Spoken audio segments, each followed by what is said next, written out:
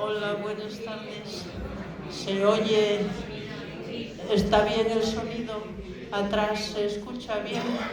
Sí, no hace falta levantar la voz ni acercar. Bien. Bueno, entonces va bien la cosa. Bien. Muchas gracias a todos por estar aquí acompañándonos hoy en esta tarde más bien desapacible de sábado. O sea que muchas gracias. Yo soy Marga, en nombre del Comité de la Causa Árabe. Quiero saludar y agradecer la presencia de todos vosotros aquí y presentar al conferenciante que nos acompaña en este momento tan difícil, tan complicado, que podía ser de esperanza o de cierto alivio, que es de cierto alivio, pero con mucha incertidumbre y una situación, como sabemos todos, muy precaria en Gaza en concreto, en toda Palestina y en general en la zona, que es en lo que nos va a ilustrar Iñaki, que es un experto en la zona de Oriente Próximo.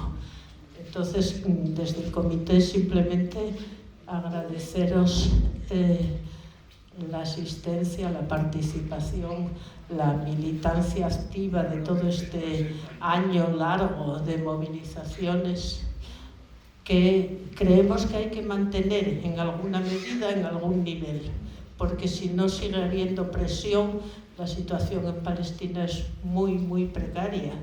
Ese alto el fuego es una tregua que durará lo que duran las treguas.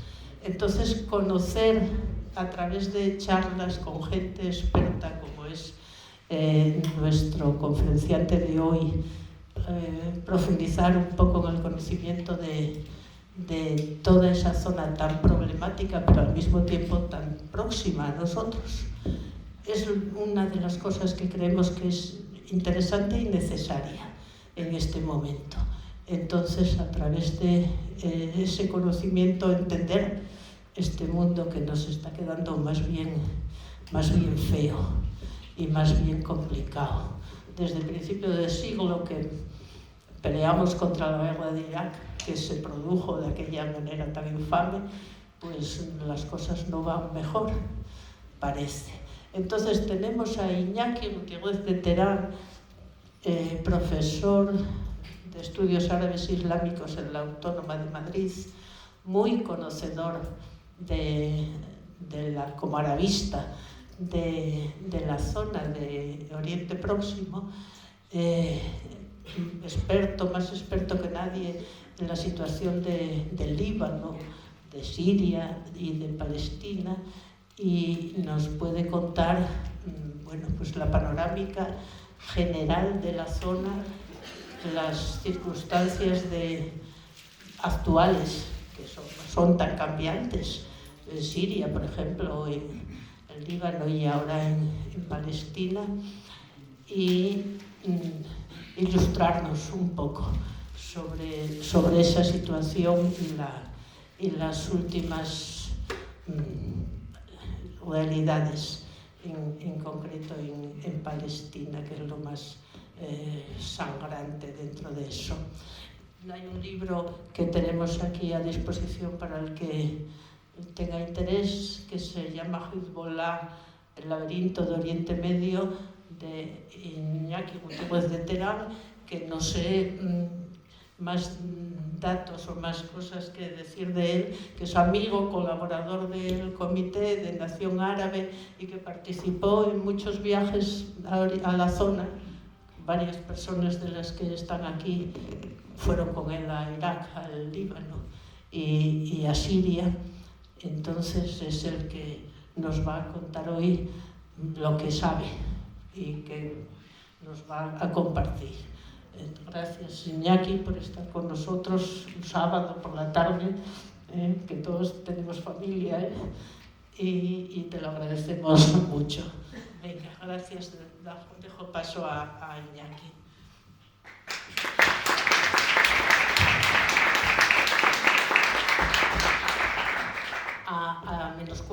las 8 sí hay que terminar, porque el horario los sábados aquí es un poco diferente. Entonces anunciamos. Cuando quieras. Buenas tardes. Para mí es un placer estar aquí, aunque sea o porque es un sábado por la tarde, sobre todo, no sé si se oye bien, creo que sí.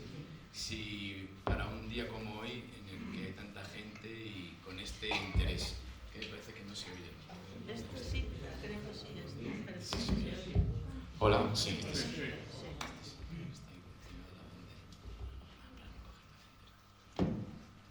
Para no coger la bandera. Así. Bien, estaba diciendo que me he agradecido por la ocasión y sobre todo por compartir estos momentos con mucha gente. Yo agradezco las intervenciones, pero tampoco hay que pasarse. No soy un experto, el mayor experto en Palestina, Siria y Líbano. En fin, hago lo que puedo. En ese sentido se agradece, pero por supuesto aquí en la sala gente que sabe tanto más que yo sobre la región y sobre algunos países en concreto. Y por tanto es interesante que luego haya un tiempo de preguntas y un debate para que se hable y se converse, porque en muchas ocasiones nosotros venimos también aquí a aprender y a oír y muchas veces salimos con ideas que nos apoyan. Ni mucho menos somos conocedores de lo que está ocurriendo, nos cuesta mucho entenderlo. Creo que, por no irme mucho en el tiempo, en los 2 últimos meses están pasando cosas que no estaban previstas. Por ejemplo, lo de Siria, que todo el mundo lo reconoce, ha pillado con el pie cambiado a casi todos los analistas o observadores. Y estamos en un momento, sobre todo, de incertidumbres, como bien se ha dicho. ¿Qué va a ocurrir mañana en Líbano con esta tregua que no es tal tregua? No se van a ir, por supuesto, ya hablaremos de ello. ¿Qué tendremos el lunes? ¿Qué va a pasar en Gaza con los 3 periodos de tregua? ¿Qué va a ocurrir con una serie de cosas de las que intentaremos hablar, para las que yo no tengo respuestas, pero las formulo y doy una idea de una explicación particular de cómo hemos llegado hasta aquí y por qué nos hallamos en esta situación. Es mi propia interpretación, que ya digo, no tiene por qué ser la correcta y puede ser trastocada o discutida desde muchos puntos de vista. Veo aquí a gente que conocí en 2002, en un momento también de visita a Líbano y en concreto a los campamentos de Sabra y Shatila, y traigo esto a colación para recordar a esta gente a la que conocí en aquel momento y con quien he seguido manteniendo el contacto. Pero aquel momento marca algo que estamos viviendo hoy. Sabra y Shatila, 20 años después de las matanzas y las carnicerías de 1982, 2002 un campamento de refugiados en Líbano, con miles de muertos palestinos y libaneses a manos de unas brigadas o milicias aliadas de Israel. Y hoy, 22 años después, hemos visto también un momento de exterminio, de matanza, de carnicería, de una forma brutal, en este caso en Gaza. A mí me sigue sorprendiendo y molestando, incluso me obliga a hacerme muchas consideraciones que buena parte de la población, o un segmento significativo, sobre todo en algunos continentes como el europeo o en algunos países como en Estados Unidos, sigan manteniendo una actitud no solo de lejanía o de desinterés sobre lo que pasa en Gaza, sino de justificación. Hay mucha gente que justifica lo que está pasando en Gaza y no pertenecen a la estructura sionista ni algo parecido. Esto siempre me motiva una serie de consideraciones y reflexiones sobre si esta gente no ve lo que está pasando, no quiere ver lo que está pasando, o consideran, y eso es lo peor, que esto forma parte de una acción necesaria en el contexto de algo que consideran que es una lucha civilizacional. Que estos son todos los puntos en los que me quería centrar luego y que explicará un poco lo que ocurre. Bien, como digo, estamos en un momento muy confuso. Nadie sabe qué va a ocurrir con Irán, cosa que puede influir muchísimo en lo que ocurre en toda la región. No sabemos en qué dirección va a ir la nueva administración estadounidense, si, como decimos algunos, va a intentar acabar los conflictos y recuperar el supuesto así llamado proceso de paz con los países árabes, que a la larga es mucho más peligroso para la causa palestina y que está en el origen también, como intentaré decir después, del 7 de octubre. No sabemos, la gran incógnita ahora mismo es Siria. ¿Qué ocurrirá en Siria? ¿En qué dirección va a ir la situación política allí? ¿En qué sentido van a desarrollarse los acontecimientos? ¿Se va a abrir un nuevo frente de conflicto regional o tendremos unos años en los que la situación política en Siria estará estancada y no tendrá efecto en alrededor. Y sobre todo la gran intriga es qué va a pasar en Gaza, y la gran pregunta de preocupación es lo que está ocurriendo en Cisjordania. Yo siempre he mantenido desde que se produce el 7 de octubre que como hay un refrán en egipcio que dice el kalam laki yagara, esto va por ti. Es decir, esto es una idea de yo rompo un cenicero y miro a la jarra, como diciendo, la próxima eres tú. A quien en realidad quiero romper es la jarra. El cenicero es una forma de introducción o de darte a entender que voy a ir en realidad a por algo que me interesa mucho más, que es la jarra donde está el vino, por ejemplo. Cisjordania es esa jarra que tiene un vino preciado para el movimiento sionista internacional y sobre todo el movimiento sionista tal y como lo vemos hoy en Israel, y es el objeto de todo lo que está ocurriendo en Palestina, y creo que eso lo estamos viendo ahora por lo que está pasando. Intentaré también explicarlo a continuación. La ponencia o la conferencia, que voy a intentar que sea muy breve, tiene esos dos nombres o títulos, neosionismo y resistencia, o resistencia y neosionismo.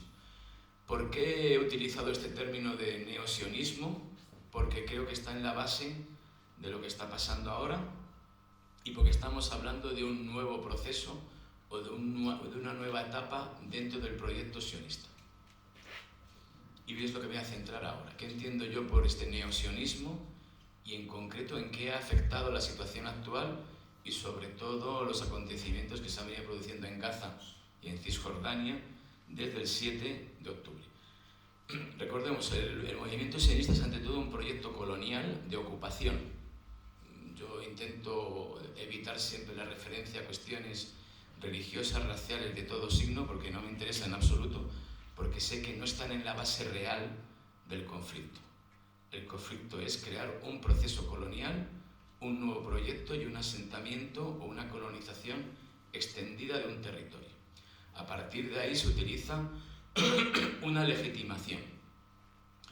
Es cierto, como decía el periodista judío británico Ian Black, que tiene un libro que ha sido traducido recientemente, el de Vecinos y Enemigos, en el que decía, cierto, el sionismo es un proceso colonial, pero tiene un rasgo diferencial con respecto a otros movimientos coloniales. Es el aspecto de la reivindicación de un territorio de seguridad para un pueblo que ha sufrido un holocausto.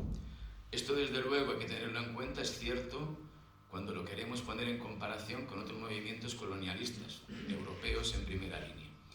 Pero también hay que decir que esta reivindicación de la necesidad de una tierra segura para un pueblo que ha sido perseguido es un añadido ideológico justificativo, que tiene mucha importancia para los promotores de este movimiento, incluso para gente que de buena fe se considera sionista en el sentido de que quiere que haya un sitio donde los miembros de su religión o de su raza vivan en seguridad, pero no hay que olvidar que se trata de una estrategia que justifica. ¿Por qué? Porque el movimiento sionista en su origen, y esto hay que decírselo también a muchas personas, nacen, como bien saben, en el siglo XIX, pero a lo mejor lo que no sabe mucha gente es que nace en un contexto predominantemente centroeuropeo dentro del Imperio de los Habsburgo, en ciudades y en países que hoy diríamos que están en el centro de Europa, Alemania mayormente, y con una mentalidad profundamente europea, es decir, de reciclar o de recalcar o de imitar un proyecto de expansión europea colonialista.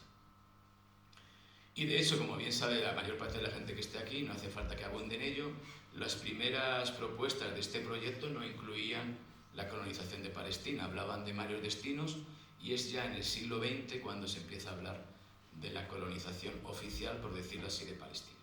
Bien, este movimiento colonial, que hay que llamarlo así, insisto, sin utilizar otro tipo de categorías más o menos ideológicas o de corte religioso, se caracteriza por algo muy peculiar. Son seculares, son hombres secularistas, sobre todo, digo hombres con toda la intención, había muy pocas mujeres dentro de este grupo relevante, son eminentemente individuos con una concepción secular, laica de la realidad, eminentemente europea, hija de lo que había en Europa a finales del siglo XIX, principios del XX. Ese tipo de expresión. Si ustedes ven la biografía, ven fotos, ven noticias sobre el barón Rothschild, el famoso a quien le dan, a quien Balfour le hace la declaración de 1917, que está dirigida al barón Rothschild, un apellido conocido por su influencia en la industria y en el comercio de la época. Era un ser británico y no tenía nada de que uno desde fuera puede decir: este es un señor judío, religioso, de los que se desayunan todos los días con la Torá, ni mucho menos. Lo mismo que Herzl y que otros grandes prohombres del movimiento sionista. Eran secularistas, seculares, que utilizaban el invento, por decirlo así, de la legitimación religiosa y de que hay un libro sagrado que dice que esta es vuestra tierra, para movilizar a cientos de miles de personas y para conseguir también el apoyo de círculos religiosos ideológicos.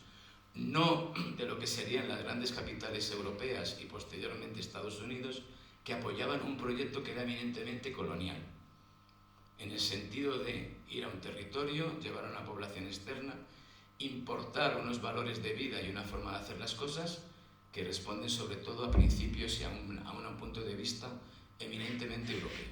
Esto es algo importantísimo. Este modelo funciona bastante bien desde el punto de vista de la cúpula sionista a lo largo de la segunda mitad del siglo XX. Se refuerza a partir de 1967 con la llamada Guerra de los 6 días y en los años 90, después de los procesos de paz y sobre todo Oslo, llega a su cúspide.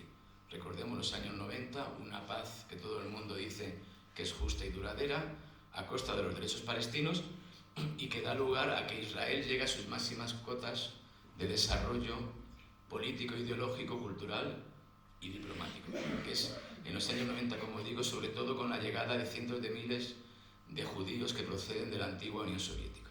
Es un momento de máxima expansión de este proyecto colonial que decimos que es eminentemente secular, pero que tiene una legitimación religiosa. Cuando nos interesa, la sacamos.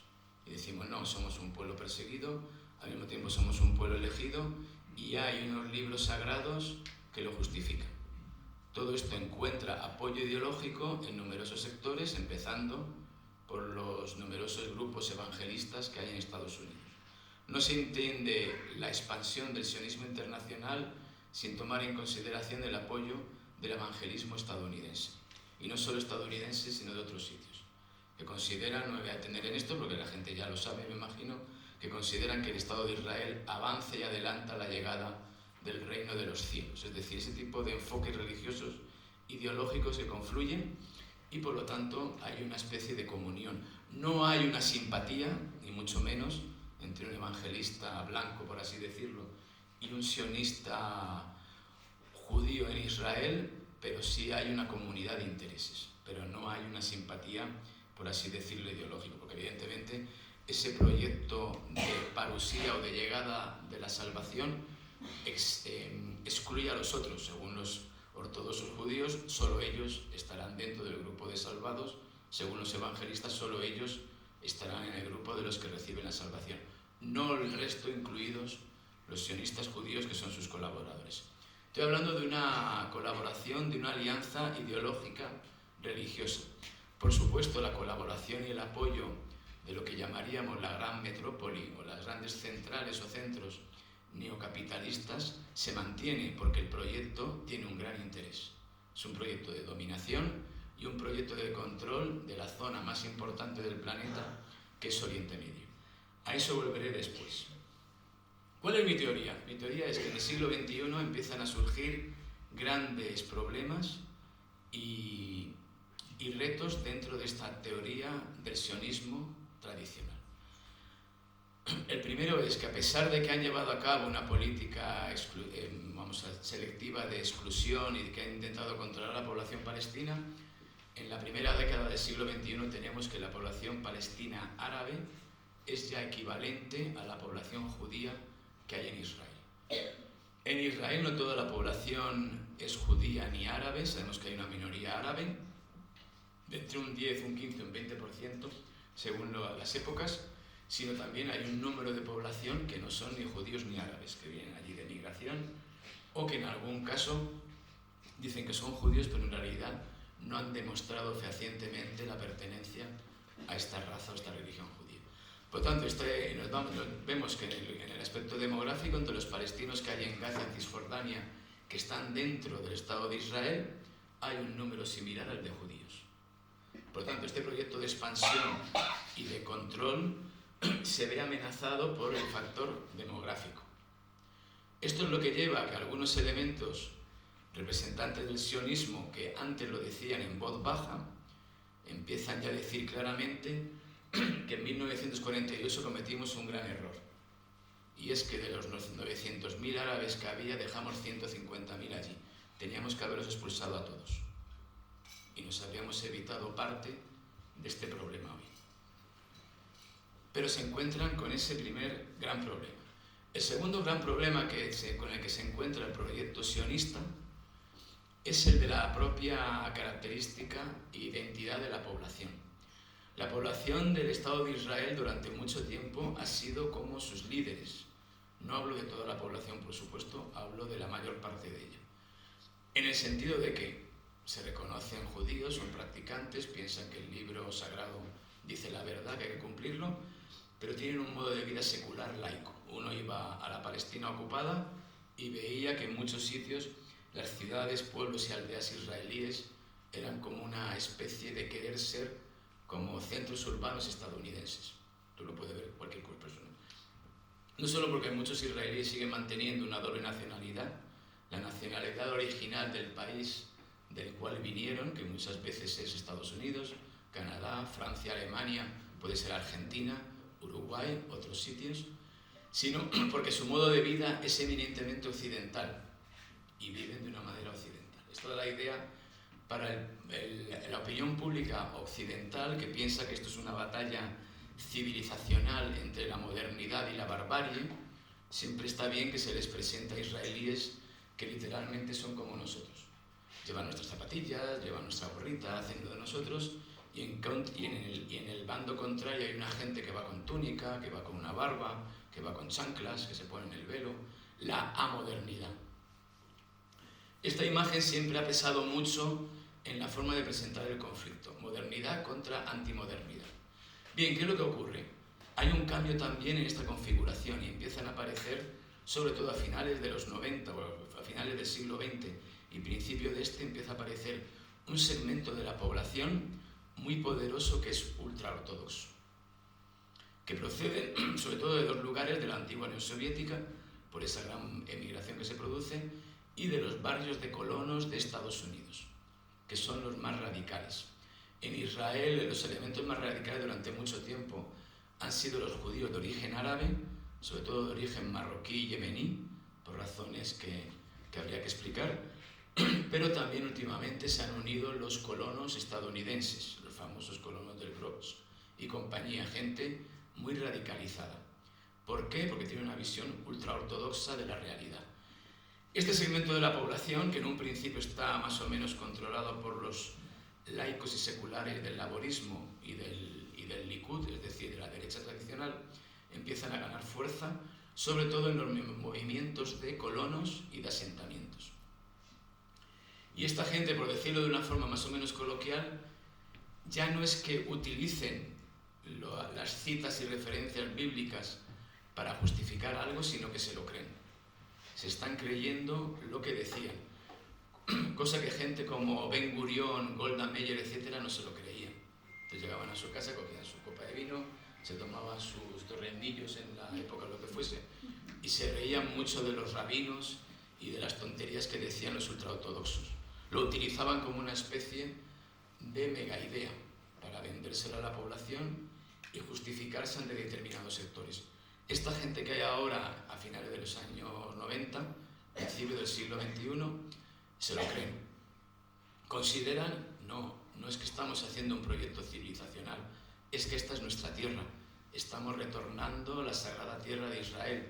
Los palestinos son unos bárbaros y ellos han ocupado una tierra que no es suya, que nosotros la debemos reclamar porque nos pertenece no desde hace 2000 años, nos pertenece desde hace 3.000, 4.000 años.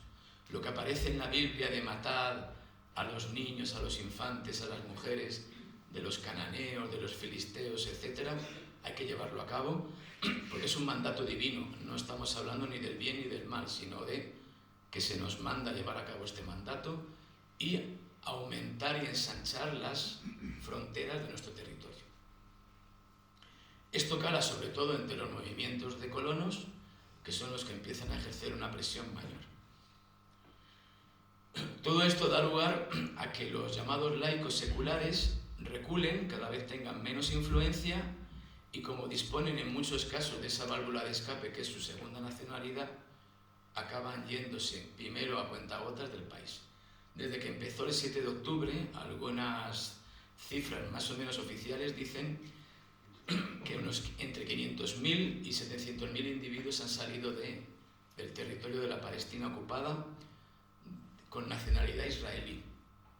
Muchos de ellos, como he dicho, tienen doble nacionalidad y se han vuelto a los lugares de origen o a los sitios de donde eran sus abuelos, porque muchos de estos países han acabado reconociendo la nacionalidad a esta gente y están ahora mismo allí asentados, claro, con la idea de que cuando pase esto volverán. Lo cual destaca también el grado de compromiso identitario de buena parte de la población en la Palestina ocupada con el proyecto que se está dando en lo que ellos llaman Israel. ¿Qué es lo que quiere decir con esto? Que buena parte de esta población que ha salido, sin ir más lejos, en los últimos 15 meses, pertenece a este grupo de los secularistas laicos modernos. Los que saben perfectamente que todo esto de la Biblia, de los escritos religiosos, tienen una gran importancia como elemento movilizador, pero no se lo creen. ¿Qué es lo que ocurre? Que cada vez en la Palestina ocupada es mayor el número de personas que sí se creen todo esto. Y eso no creo que necesite mayor explicación. Se van ustedes al último mes las declaraciones que han hecho los ministros representantes de esta corriente dentro del gobierno de Benjamín Netanyahu y verán lo que dice. Siempre hay una referencia bíblica, una justificación de que este territorio es nuestro y la invocación a seguir creando asentamientos, a seguir expandiéndonos y a recuperar el territorio. No están diciendo de ocupar un territorio, de recuperar un territorio que en muchos casos es tanto la península del Sinaí como el sur del Líbano. Están diciendo con esa claridad.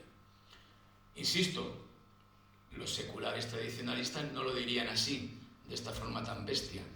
A lo mejor van en la misma línea, querrían conseguir el mismo objetivo, pero no utilizan este tipo de recursos. Esta gente sí. Y eso es lo que crea esa imagen de una sociedad cada vez más ultraortodoxa y que dice claramente lo que es el proyecto neosionista de una forma radical. Otro problema con el que se enfrenta este sionismo, tal y como lo teníamos entendido, tiene que ver con el grado de utilidad o de necesidad para quienes lo han fomentado. Es decir, en la cabeza o el centro, en este caso europeo, que hereda Estados Unidos, que es la de crear un proyecto colonial en el corazón del mundo árabe islámico, en un momento en el que se van a producir las descolonizaciones, en un momento en que sabemos que es el principal venero o fuente de gas y de petróleo y de otros productos de máxima importancia, y que es el centro, porque el mundo árabe, si lo miran en la parte del Mashriq o de Oriente, es el eje por donde pasa toda la economía mundial, de este a oeste. Por tanto, era necesario controlar este territorio. Lo que se pregunta este eje o esta metrópoli central es ¿de qué nos sirve tener a un Estado como Israel si hay que pagar un precio determinado? Si estamos siempre con tensión, si estamos siempre con peligros, si esto nos afecta a gobiernos árabes aliados que pueden hacer un servicio similar, y eso también obliga a un replanteamiento de cuál es la función verdadera de este gran proyecto neosionista. Y esta reideologización y planteamiento nuevo de cuál es el papel de lo que es Israel o la Palestina ocupada dentro del escenario mundial es lo que lleva al gran proyecto neocapitalista comercial, que es no solo proteger a Israel y hacer que se mantenga, sino que Israel se convierta en la gran cabeza, en el gran órgano visible de un megaproyecto comercial económico que vaya para toda la zona. Y esto se empieza a fraguar a partir de la invasión de Irak en 2003. Esta concepción, cuando Bush, el presidente, hablaba del nuevo Oriente Medio y decía que llevar la democracia y hacer sociedades más justas, no se hizo nada de eso, pero sí algo de lo que se hablaba muy poco, y era de hallar un Estado, una entidad que fuese la rectora y la que dirigiese todo este nuevo gran movimiento del Oriente Medio para la zona. Y ese gran Estado que va a surgir, legitimado una vez más, es el Estado de Israel. A partir de 2011 tenemos las llamadas revueltas árabes, o la primavera árabe, las revoluciones árabes, o como se quieran llamar, y esto refuerza esta idea de que necesitamos un eje, un Estado que controle todo lo que está ocurriendo en la zona y al mismo tiempo sirva de canal de transmisión de nuestros intereses en la zona. Y a partir de 2016-2017, con la primera llegada de Trump al poder, se gestiona lo que es el gran proyecto económico de Oriente Medio, que es un proyecto basado en algo muy tradicional o muy querido para economías o para potencias que tienen un gran poder económico y son profundamente autocráticas. Por ejemplo, las potencias árabes del Golfo, copiando en parte, en cierto sentido, el modelo chino. Liberalismo económico, control férreo de la política interna. El control férreo de la política interna también se traduce en un control férreo de la política regional, que no haya rivales, ni que haya gente ni grupos que pongan en duda o en peligro este gran proyecto. El gran problema son los palestinos. Entonces Palestina tiene que estar encapsulada y tiene que estar neutralizada. Y este es el plan que se lleva a cabo para Gaza. En Gaza, como bien saben, en 2005 se produce la retirada israelí, en 2006 hay unas elecciones, hay que recordárselo también a mucha gente cuando empiezan a darnos la matraca sobre la democracia en el mundo árabe, que decirles, señores y señoras, en enero de 2006 se organizaron elecciones en Gaza y en Cisjordania, ganó Hamas, si no recuerdo mal, con 74 escaños de 132 en la Asamblea Nacional. Ganó Hamas frente a la OLP, al Frente Democrático, a la Yihad, al resto de grupos. Al día siguiente, Estados Unidos puso en duda la legitimidad de las elecciones, Europa las rechazó porque decían que un grupo terrorista había ganado las elecciones, e Israel se negó a aceptar el resultado. Y siguió actuando como si aquello fuera algo que no hubiese ocurrido nunca. Y se produjo, de hecho, un bloqueo sobre Gaza. Ya sabemos lo que ocurrió, el Parlamento se vino abajo, años después se produjo la expulsión de los representantes de Fatah de Gaza por medio de una operación de Hamas. Las dos partes tenían su punto de vista, digamos que Hamas lo que estaba diciendo era que estaba haciendo lo que estaba intentando hacer Fatah o la OLP, era una especie de golpe de Estado contra Hamas. La OLP decía lo contrario. El caso es que se produce esa separación de hecho entre Gaza y Cisjordania, que era uno de los objetivos de este proyecto neosionista comercial. Dividir Gaza de Cisjordania, aislar Gaza y continuar con un proyecto de expansión a través de los asentamientos en Cisjordania. Por eso Gaza desde 2005 hasta hoy ha vivido en un estado de exclusión y de bloqueo. Ha sufrido varios episodios de ataques violentos, desde luego este es el más cruento y criminal sin duda, pero hemos tenido también episodios de gran violencia y gran mortandad, 2008-2009, 2014, 2022, 2020, es decir, son episodios también, ya digo, que hay que destacar. En 2006 también, recordemos, se produce el famoso secuestro del soldado Galit, lo que da lugar también a una serie de incursiones y de ataques continuos por parte de Israel.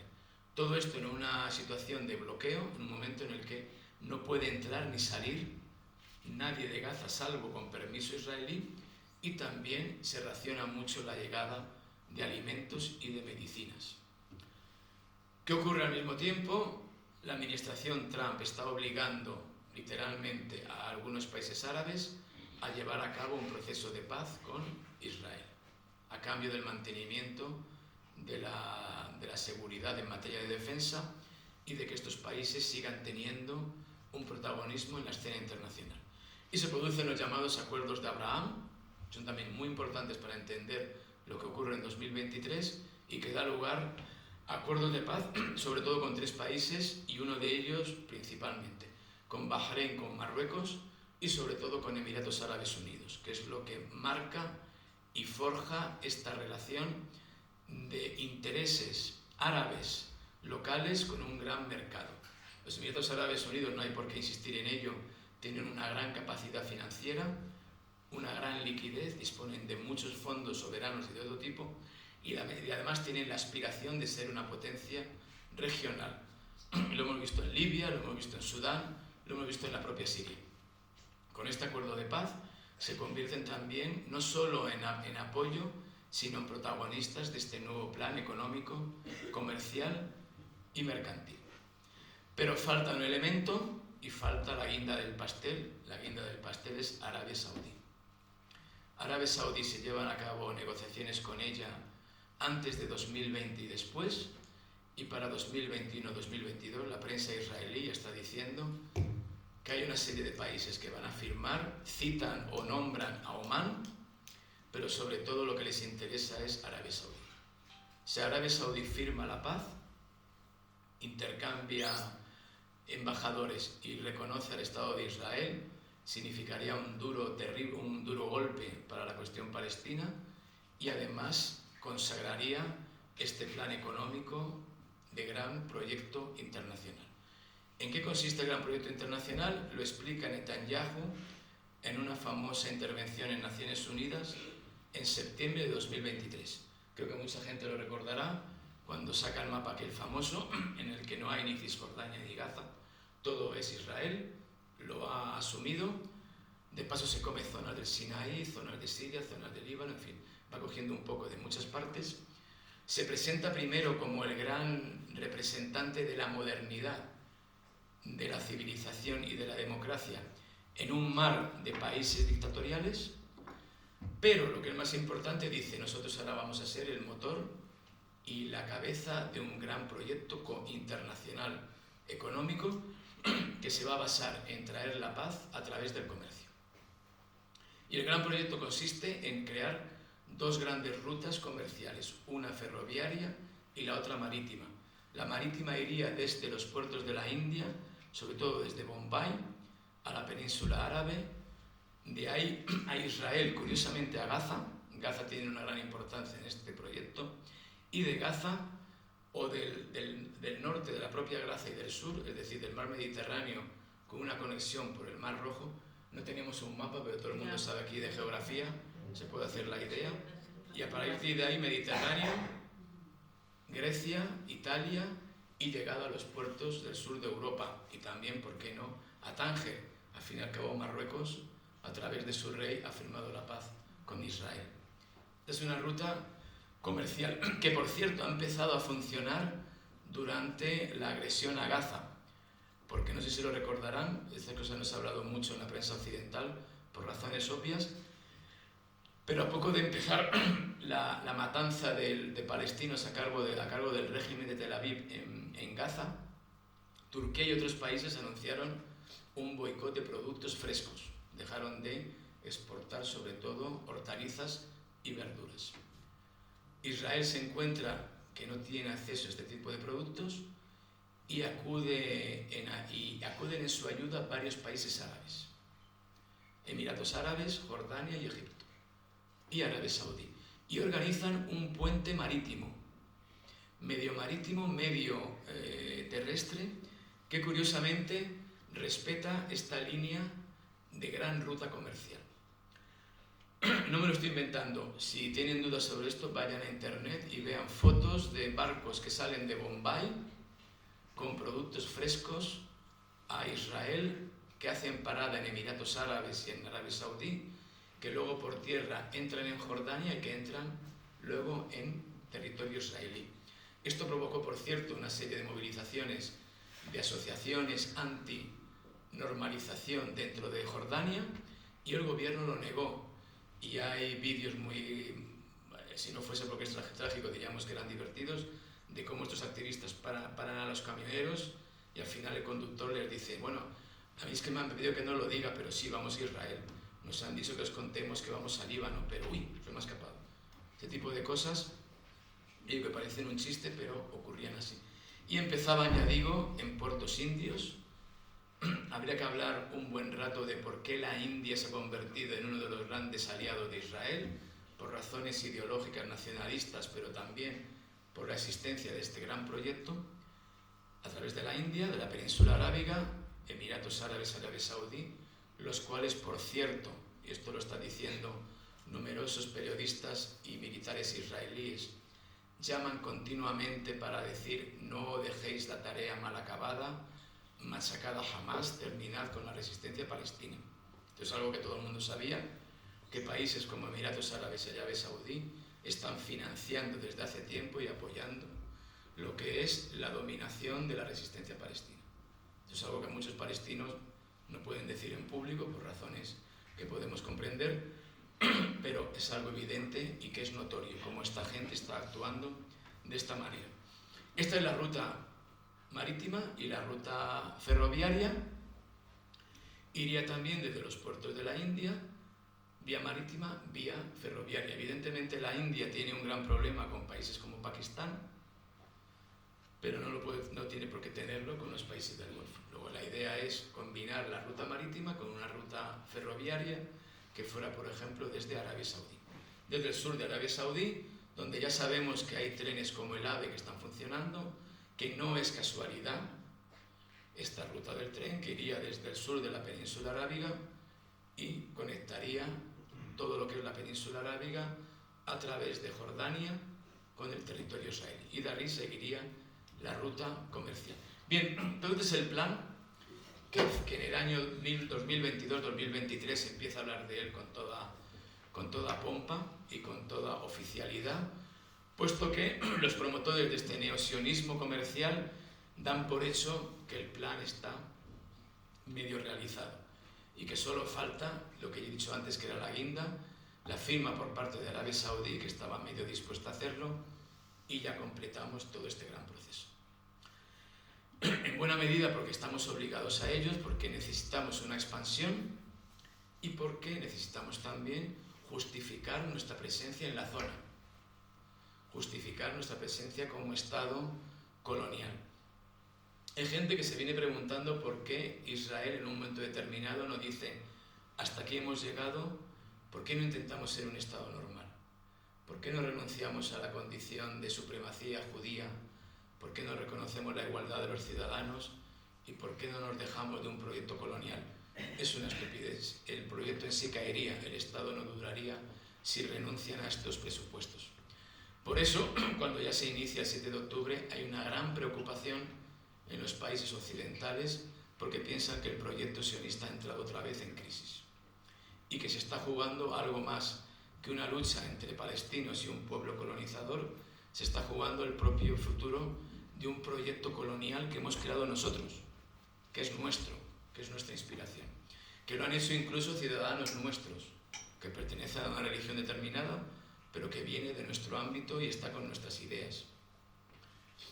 Váyanse a la Palestina ocupada y díganme qué tipo de construcción ven en los asentamientos, qué tipo de casas se hacen, cómo son. Adosados, de tipo europeo, muchas veces copiados de modelos de aquí. ¿Qué modo de vida hay? ¿Qué cosas hacen? ¿Qué películas ven? Esa es la idea, como he dicho antes, muy importante desde el punto de vista de la legitimación, de decir, si es que son como nosotros, evidentemente es una expansión, es una proyección de aquí. Bien, y aquí ocurre el 7 de octubre. El 7 de octubre yo, cuando sucedió, lo interpreté como una de las pocas opciones que tenía una concepción determinada de la resistencia palestina para evitar el desastre.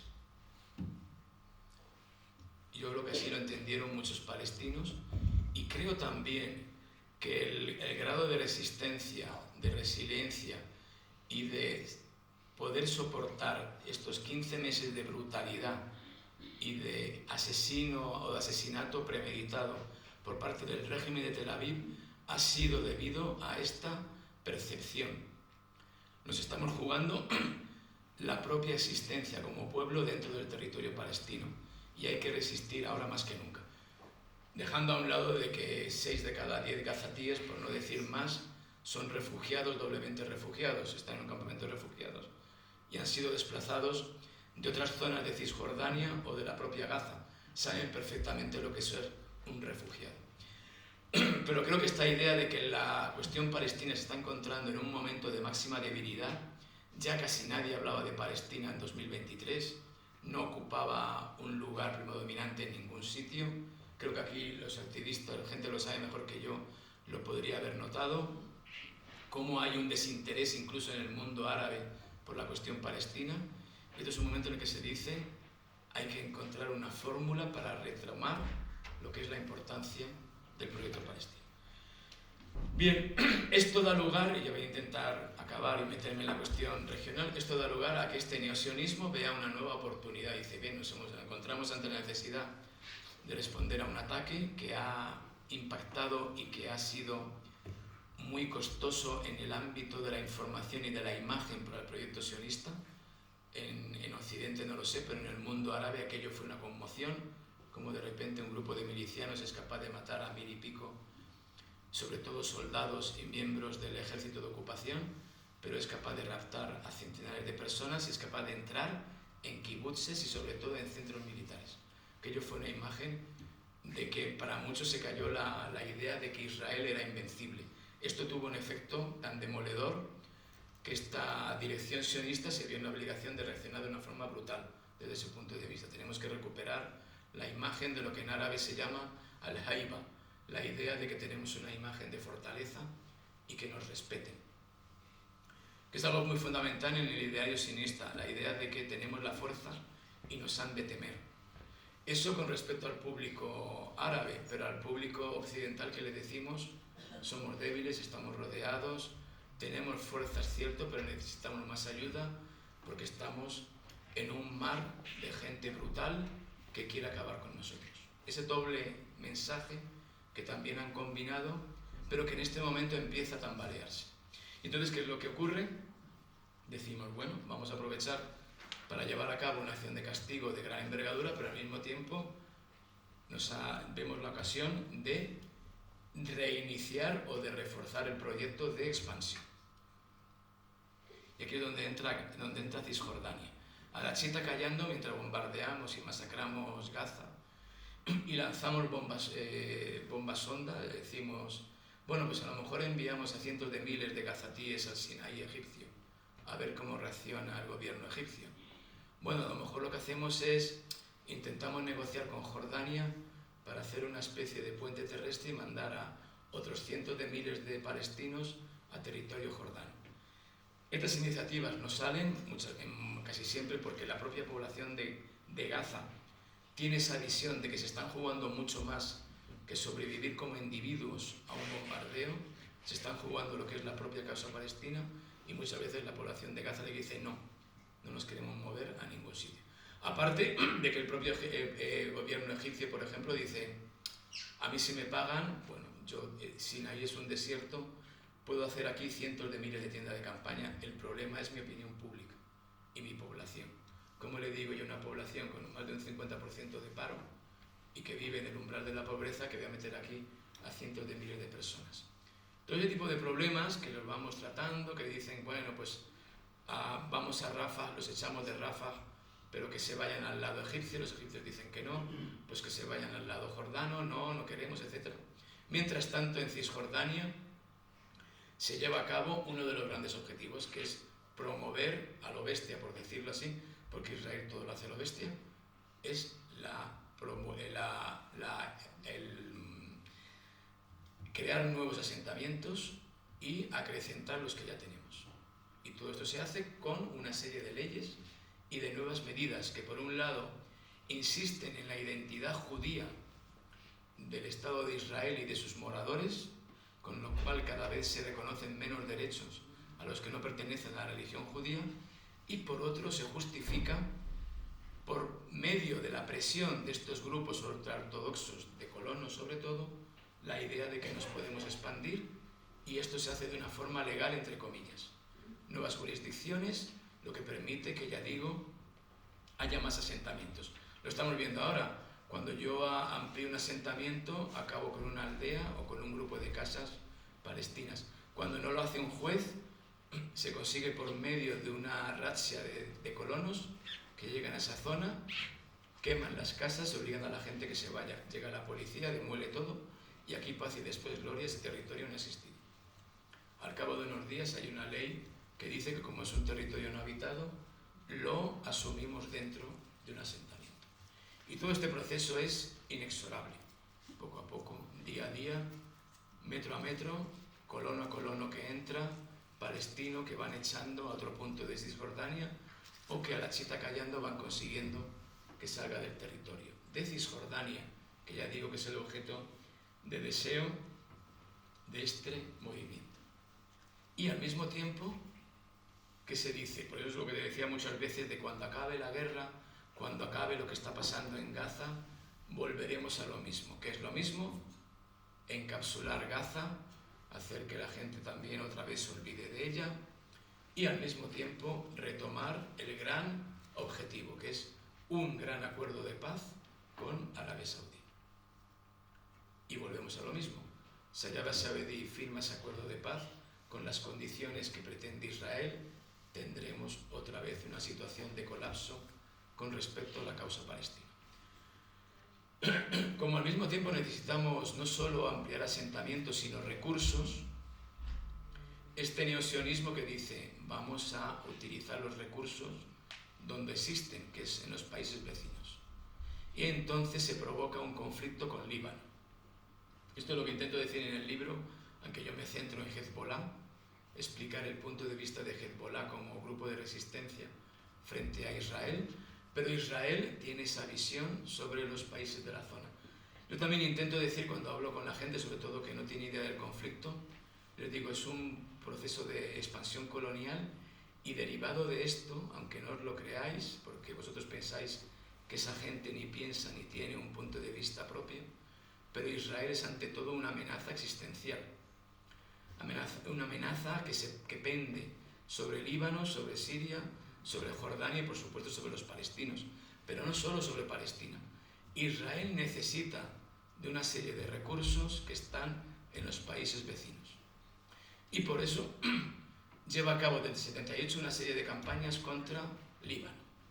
La gente que estuvo en Líbano en 2002 se habrá dado cuenta de que qué curioso que cuando los israelíes invaden el sur de Líbano, lo primero que hacen es controlar los recursos hídricos, sobre todo el famoso río Litani, que marca ese punto imaginario en el que ellos dicen que a partir de tirando hacia el sur no debería haber nadie con armas.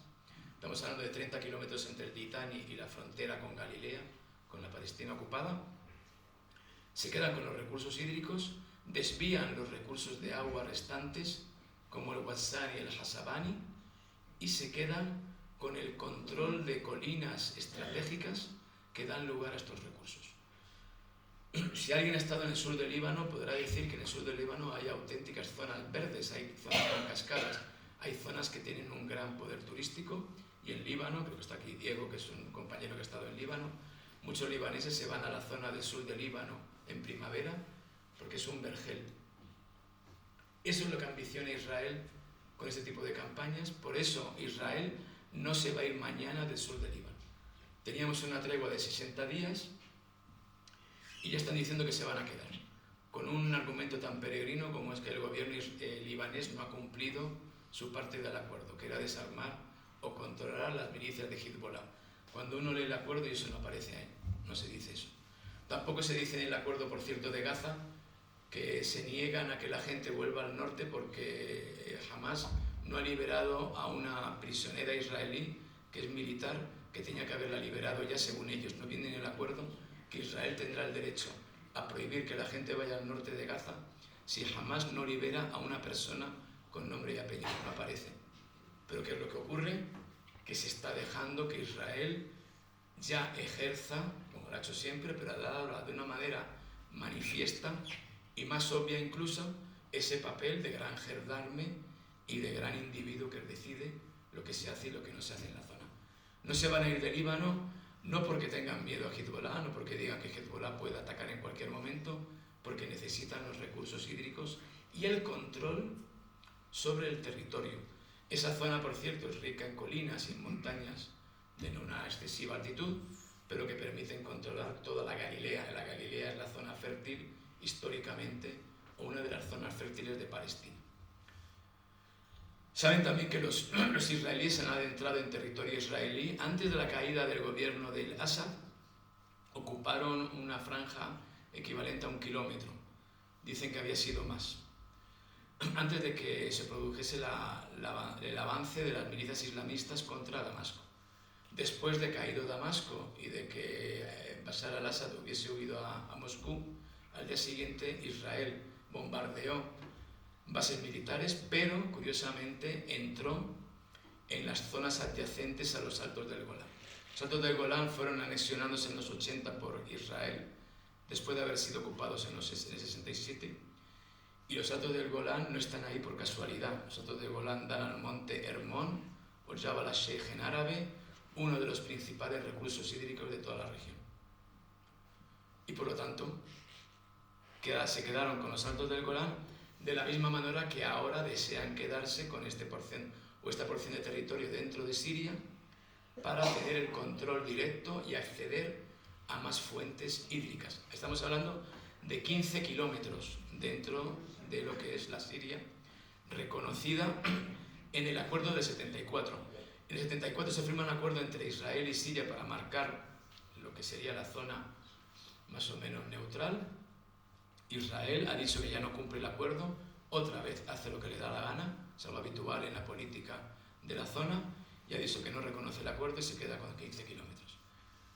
De nuevo, siempre el discurso oficial es hablarnos de la seguridad. Necesitamos seguridad para que no nos lancen misiles, para que no haya incursiones de milicias, para que nuestra población tenga la garantía de que no va a sufrir una invasión por parte de grupos armados. La realidad es que quieren recursos hídricos, quieren un control del territorio y quieren un acceso a las zonas de máxima influencia y relevancia en la zona. Por eso en Jordania tienen la zona occidental del Mar Muerto del río Jordán e impiden que los jordanos lleven a cabo proyectos de explotación en la otra franja. Pero por si hay alguna duda, ya hay ministros del gabinete actual y representantes de lo que serían las corrientes ortodoxas que están diciendo que, bueno, tarde o temprano vamos a tener que quedarnos con la ribera oriental del río Jordán, porque así controlamos todo el recurso hídrico que al fin y al cabo lo necesitamos, porque nosotros hacemos grandes regadíos y somos los que hemos inventado el goteo y hemos hecho kibutz y hemos mandado a los 70 y 80, iban ahí los socialdemócratas a ver los kibutzes y decían, ¡oh, qué sistema de riego! ¡Qué bien la gente! Y los decía, pero Quillo, como dicen en Murcia, vete a ver los regadíos que llevan allí desde hace 2000 años, que son incluso más modernos y avanzados que estos. Es decir, otra vez se ha creado esa ficción, cuando en realidad lo que es una sobreexplotación de unos recursos que no están directamente en su territorio, y lo que están haciendo es desertificar buena parte del territorio, tanto de la Palestina histórica como de los alrededores, ya digo, de países como Líbano, Siria y Jordania. Por lo tanto, estamos ante una amenaza existencial. El propio caso de Hezbollah, que es una formación que claramente ha sufrido una serie de golpes dolorosos y que la han debilitado mucho desde septiembre hasta hoy, es el claro ejemplo de una formación que, con independencia de que lo haga desde presupuestos religiosos e ideológicos fundamentalistas, ha percibido que Israel es una amenaza para un proyecto nacional libanés. Que mientras Israel exista con las características actuales, Líbano nunca podrá ser un Estado desarrollado, rico y pleno. No porque los libaneses sean incapaces para hacerlo, que son muy capaces, sino porque siempre van a tener a alguien que de una forma u otra va a intentar eliminar cualquier tipo de desafío a este gran proyecto colonial. Algunos se preguntan qué hacen dirigentes árabes desde hace 20, 30, 40 años en la zona, con un rasgo marcadamente dictatorial y con políticas que van en contra de los intereses de su propia nación. Es decir, yo objetivamente veo lo que hacen jordanos y egipcios, me refiero a los dirigentes, y creo que están actuando en contra de los intereses nacionales, no ya de su población. ¿Y por qué esta gente sigue en el poder? Porque forman parte de este atrezo, de este grupo de comparsas que acompañan a este gran proyecto neosionista israelí. Y por eso estamos hablando de regímenes dictatoriales que están siendo utilizados para conseguir estos objetivos y que tienen, ellos lo dicen así, una máxima prioridad hoy por hoy, que es acabar con grupos como Hamas. Como dicen ellos, la amenaza existencial de los hermanos musulmanes, entre los que engloban al propio Hamas. A Hezbollah lo engloban dentro del grupo de la gran amenaza iraní y por lo tanto hay que acabar con Hezbollah, cueste lo que cueste. El problema es, primero, que si no está Hezbollah habrá otro grupo, como en los años 60, 50, 40, en cada momento ha habido un grupo que ha respondido, o una forma de resistencia que ha respondido a la ideología predominante. Cuando era una ideología nacionalista, eran grupos nacionalistas palestinos y libaneses. Cuando era la izquierda, cuando era el comunismo, cuando eran grupos socialistas, cuando era el naserismo, ahora es el fundamentalismo, el islamismo. Mañana no sabemos lo que será, pero esta ideología servirá para armar ideológicamente a grupos de resistencia.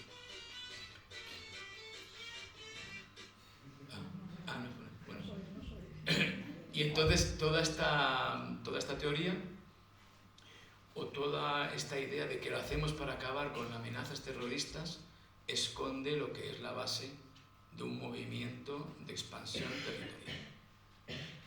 Volviendo a Hezbollah, y ya con esto voy terminando, Hezbollah es un partido islamista chií, pero que ha comprendido, o esa es la idea que tiene, que Israel es una amenaza existencial. Esto es muy importante decirlo así, porque muchos grupos de resistencia en la zona perciben el asunto no como una lucha civilizacional, no como una lucha entre religiones, no como una lucha de intereses, sino una lucha entre una entidad que necesita alimentarse de lo que tiene alrededor para seguir creciendo y seguir formándose como este Estado, y también para seguir justificándose, para seguir diciendo al Occidente: oye, me necesitáis para que yo consiga una serie de objetivos y también haga prevalecer vuestros intereses. A nadie se le escapa, yo creo que hay mucha gente que a lo mejor no había oído o tenía una idea pero quizás no le sonaba, el proyecto este del que hemos hablado de gran vía comercial, tanto marítima como ferroviaria. No se le ha escapado una de las ideas de este proyecto, que es la de contraponerse a otro gran proyecto comercial regional, internacional en la zona, que es la llamada Ruta de la Seda, y todo lo que representa la expansión china en la zona de Asia Central y lo que es la proyección hacia el continente africano. Y de ahí también una serie de proyectos con países árabes, incluidos la península arábiga. No se le escapa a nadie, porque todo esto entra dentro. Israel es algo mucho más que un proyecto, vamos a llamar, colonialista regional. Entra dentro de una dinámica neocapitalista en la que hay una gran idea de expansión. Y ya voy acabando, porque también se llama resistencia, y evidentemente mientras exista esta idea de engendro como proyecto nacional, que ni es nacional, ni siquiera es un proyecto, es una especie de imposición, habrá siempre una resistencia que se intenta, o que se ha intentado apagar y condicionar desde hace 50, 60 años, que ya digo, ha tomado, según las épocas, una serie de características, pero que es una resistencia que emana de la convicción de que este es un proyecto y que, ya digo, supone una gran amenaza. Por lo tanto, esta resistencia continuará. Desde luego, las bazas de ganar que tiene son pocas, pero desde luego 15 meses de resistencia por parte de una población que no tiene por qué estar de acuerdo con los grupos armados que han llevado a cabo las acciones que iniciaron este conflicto, pero que sí que tiene una idea de solidaridad y de compromiso y de lucha cerrada a favor de un proyecto que, ya digo, estaba en unos momentos y en una situación de máxima tensión y de máximo peligro. Y muchas gracias.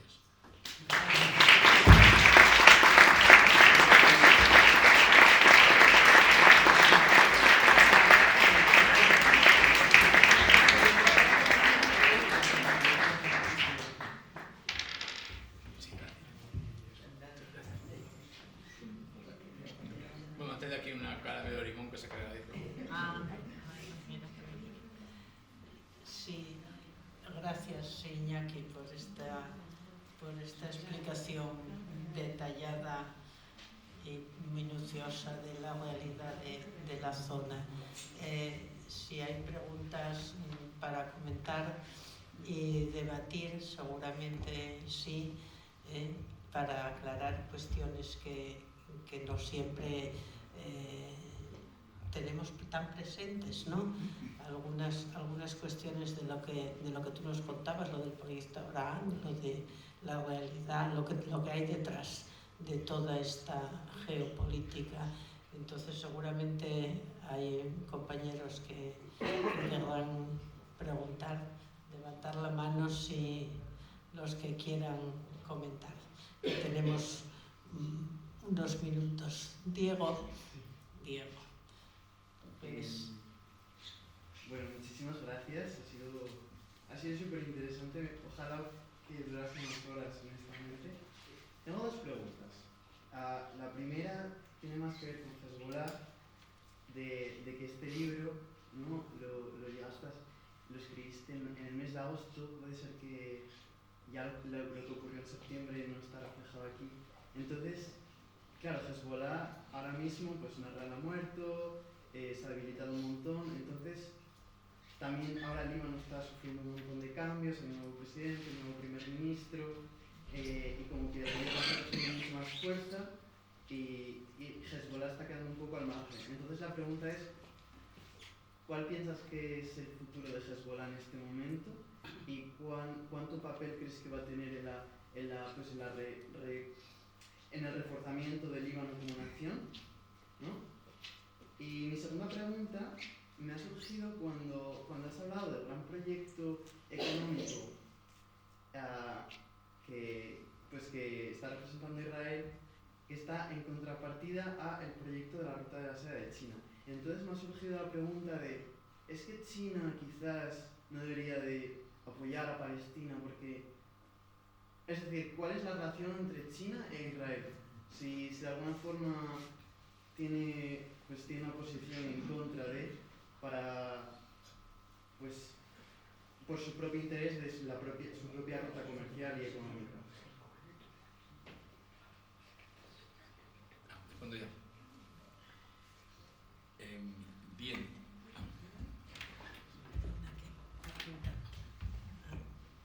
Sí. ¿Quieres ir contestando? Sí, quizá. Bueno, si no tiene nada que ver con lo que se ha dicho antes.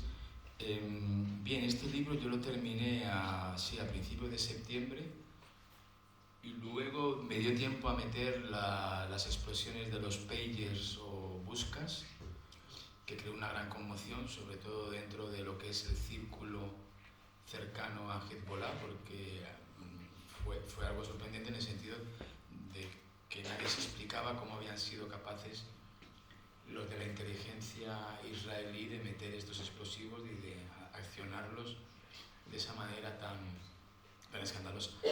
Luego también vino el asesinato de Nasrallah, que ya ahí no pude entrar, por lo tanto se quedó en el asesinato de líderes principales antes de ese momento. Y a la semana de terminado el libro empezó la operación militar, la invasión por parte del régimen de Tel Aviv. Recordemos, duró más o menos 2 meses la intervención y a finales de noviembre, si no recuerdo mal, se produce la tregua. En ese momento yo pensé que la tregua por parte de Hezbollah había venido muy rápido, en el sentido de que llevaban unas semanas en las que el ejército israelí no hacía más que reconocer pérdidas, derrotas, no habían sido capaces de tomar una sola aldea de importancia, ni de mantener posiciones dentro del territorio libanés. Y justamente 2 días antes de la tregua se produjo un bombardeo muy masivo, entre comillas, sobre Tel Aviv y otras ciudades de la Palestina ocupada. Y eso creó una gran conmoción dentro de Israel. Después de 2 meses, esta gente todavía tiene capacidad para seguir bombardeando. Pero bueno, se produjo la tregua. Y esta es una tregua característica de tregua trampa, porque la misma tregua incluía una serie de contenidos que iban a promover la debilidad de la propia Hezbollah y del propio Estado libanés.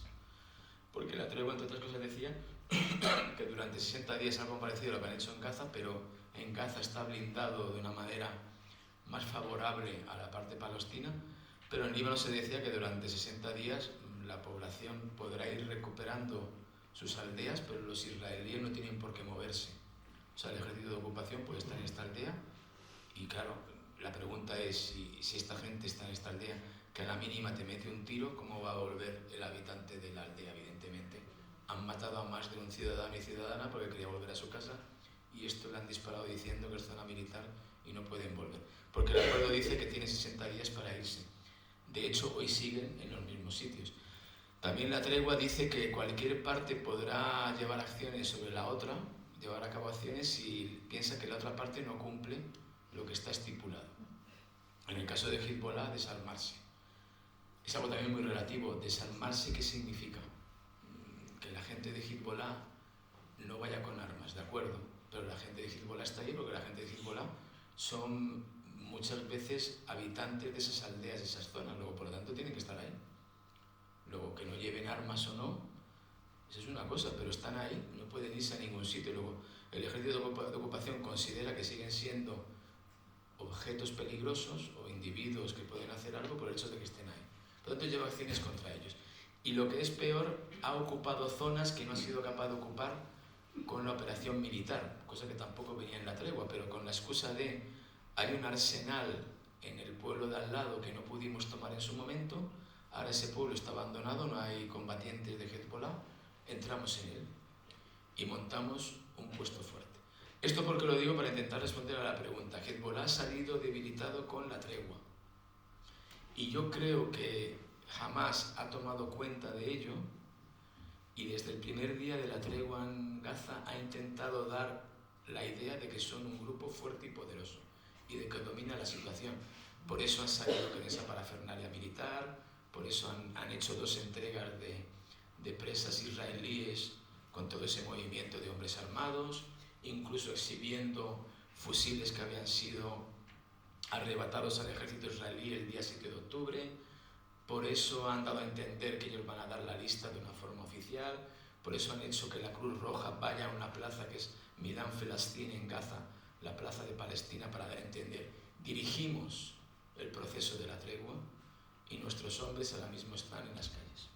Eso Hezbollah no lo pudo hacer. Hezbollah, recordemos, dijo cuando se produce el alto al fuego en Líbano, ha sido una nueva victoria divina como la que hubo en 2006 contra una nueva invasión o ataque israelí. Pero las mismas condiciones de la tregua y lo que ha pasado en Líbano han dado lugar a una debilidad de Hezbollah, porque esta tregua también había sido cocinada por estadounidenses, sobre todo con ayuda de Arabia Saudí, para hacer que viniera acompañada de la elección de un presidente y de un primer ministro. Y el presidente el primer día, con los votos de Hezbollah, después de una votación en la que no consiguió el quórum, en la segunda Hezbollah sí le vota, y el presidente dice que el Estado libanés tiene que ser el único que tenga armas en Líbano, lo cual provoca el aplauso de los partidos anti-Hezbollah. Lo que pasa es que a continuación dice, y también Israel tiene que salirse completamente de nuestro territorio y dejar al ejército la potestad para controlar todo. ¿Por qué sabe Hezbollah todo esto? Si sabe que esto es una operación orquestada para conseguir el gran objeto o el gran objetivo estadounidense, que es quitarle a Hezbollah las armas, lo hace porque Líbano es un país peculiar y es un país con una situación económica desastrosa, con una distribución política que ya no aguantaba más este tipo de conflictos, porque como bien sabes tú y otra gente aquí, Líbano tiene una peculiaridad añadida que es la dimensión confesional, es el reparto de confesiones de influencia y también la necesidad de que todas las confesiones tengan más o menos una cuota de poder. Cuando hablo de confesiones hablo sobre todo de 3 grandes grupos, de cristianos maronitas, de suníes y de chiíes. Luego están los drusos, los alawíes, los greco-ortodoxos. Así hasta llegar a 19 confesiones. Y Hezbollah, ante todo, aunque suelen decir ellos que somos un grupo de resistencia, pero todo el mundo lo asimila con una comunidad, que es la comunidad chií. Entonces hay ese tipo de ideas de que los suníes dicen no nos gusta Hezbollah porque representa un proyecto iraní chií en la zona y hay una serie de tensiones y Hezbollah se encuentra en esta situación en la que dice, bueno, vamos a intentar hallar una forma para evitar un conflicto mayor en Líbano. Pero ¿qué es lo que está ocurriendo? Que toda esa presión, por la idea que he dado a entender antes, para llegar a este gran acuerdo y expansión comercial hay que conseguir una pacificación de la zona y una pacificación forzada. Y tengo que eliminar, no tiene por qué ser vía guerra, eso Trump creo que lo ha entendido muy bien y por eso es mucho más peligroso que otras administraciones, no tiene por qué haber una guerra, es encapsular. Y van a intentar encapsular a Hezbollah dentro del Líbano, como van a intentar volver al modelo de una Gaza completamente cercada o de una autoridad nacional palestina que siga siendo tan servil como lo está siendo ahora, o de un régimen jordano que sea tan receptivo como es el rey Abdallah, o de un presidente en Egipto que se llama Al-Sisi, que siga siendo tan comprensivo con la política estadounidense como es ahora. Eso les basta. Por lo tanto, yo creo que van en esa línea, conseguir que Hezbollah se naturalice como un grupo político y que deje de ser una milicia armada.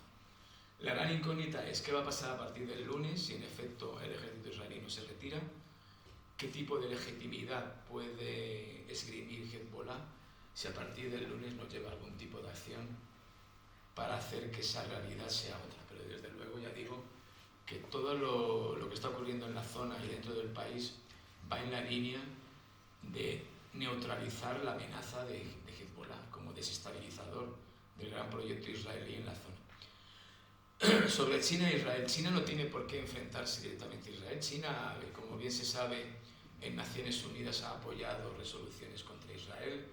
Yo creo que en alguna ocasión la ha hecho sabiendo que no van a salir.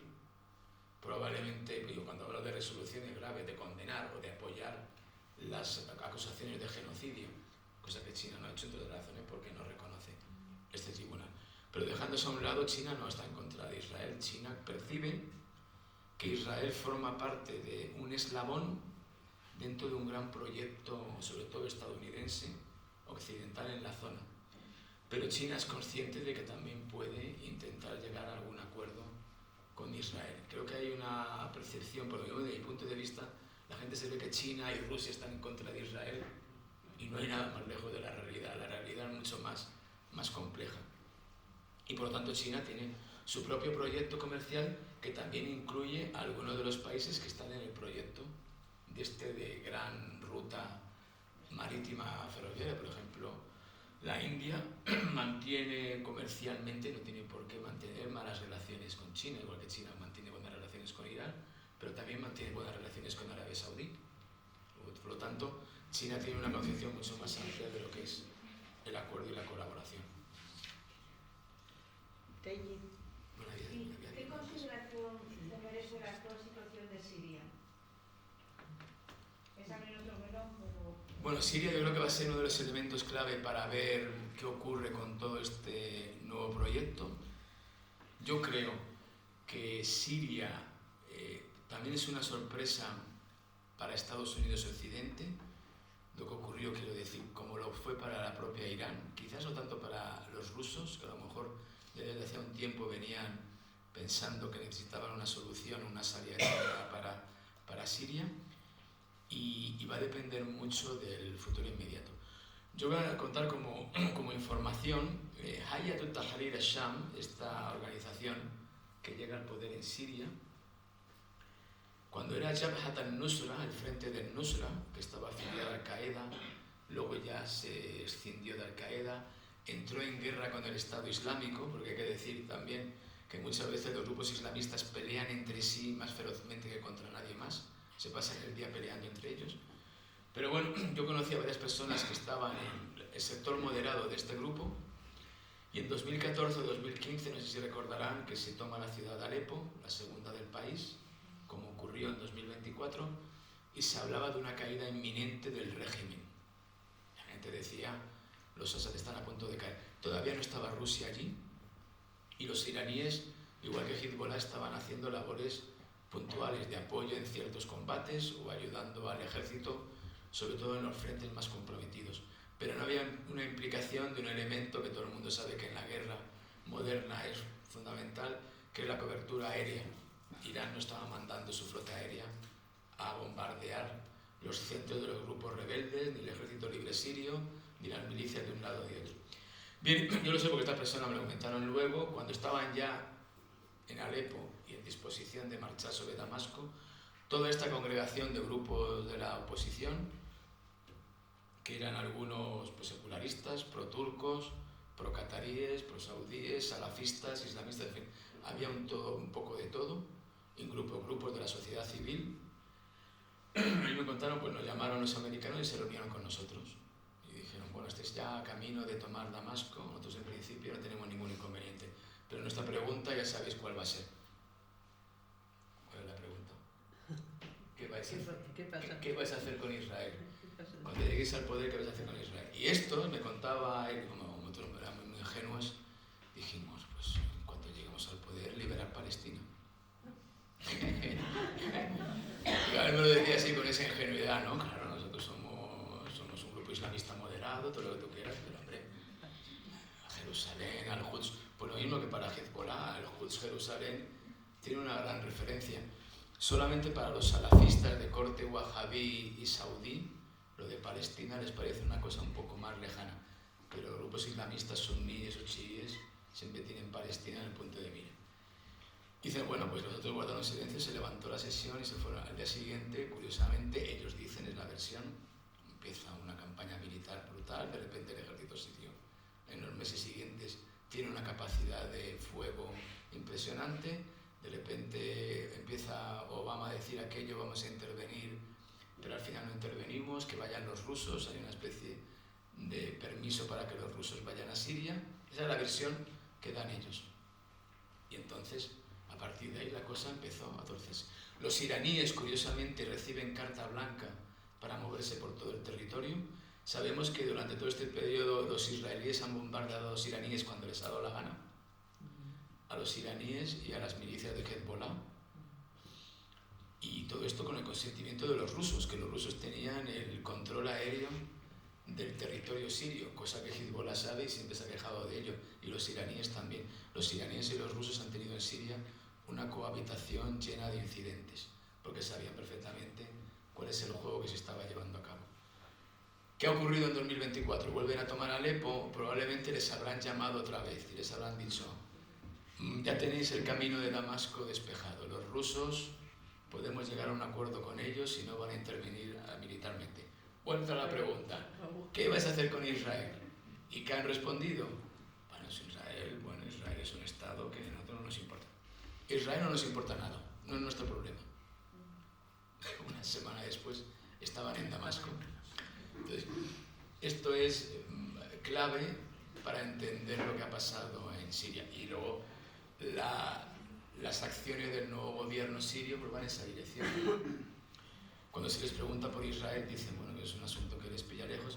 ¿Qué vais a hacer con el ejército israelí que ha ocupado una porción de vuestro territorio? Bueno, pues ya lo veremos, tenemos que verlo. Estamos en una situación catastrófica, primero tenemos que levantar el país. Lo intentan hacer con todo el mundo, quieren llevarse bien con Irán, quieren llevarse bien con Turquía, quieren llevarse bien con los rusos. Eso es lo que están diciendo. ¿Qué va a pasar? Yo creo que lo hemos comentado antes.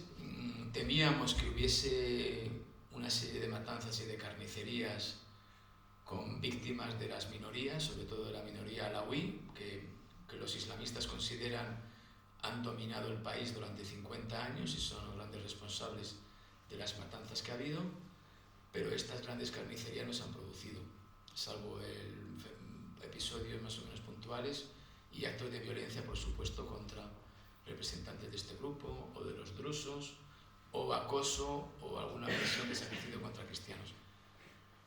Pero no ha habido esa campaña abusiva y global de persecución de todos estos grupos. Luego, por lo tanto, por ahí hay un indicio de esperanza. Lo que pasa es que lo que puede ocurrir es muy complicado de decir, porque hay que recordar que Siria está ahora mismo ocupado directamente por 3 ejércitos. Están los turcos en el norte, los estadounidenses en diversas partes del país y luego, por si faltaba, están también los israelíes en la zona del Golán. Tenemos una serie de milicias que no se han desarmado del todo, hay elementos afines al régimen anterior. Dentro de los propios islamistas hay notables diferencias. Están los yihadistas puros que dicen vamos a llevar a cabo una campaña de limpieza de los opositores, contra los otros que dicen vamos a ir por la línea moderada. Hay países que están interviniendo de forma clara, como son Qatar o Arabia Saudí. En fin, es muy complicado. Yo creo que va a ser determinante para el futuro de este gran proyecto. Ahora yo tengo la esperanza, yo tengo la idea, la he tenido siempre, de que en aquellas sociedades árabes que sean abiertas, donde haya una capacidad de debate, el sionismo tiene pocas bazas vencedoras. Si hubiese sociedades árabes en la zona con un nivel de democracia, o por lo menos de expresión, en el que se pueda debatir, esas sociedades, para mí, a pesar de que algunos dicen lo contrario, son mucho más fuertes que, por ejemplo, la sociedad egipcia o jordana como la entendemos hoy.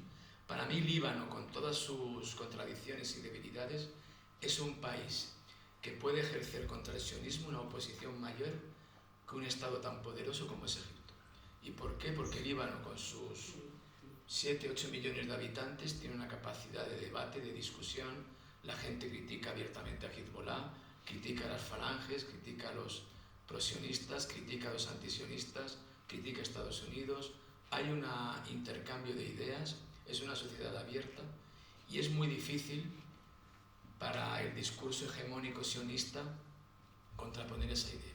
Si en Siria hubiese algo parecido, creo que se ganaría mucho, porque la opinión pública árabe es antisionista.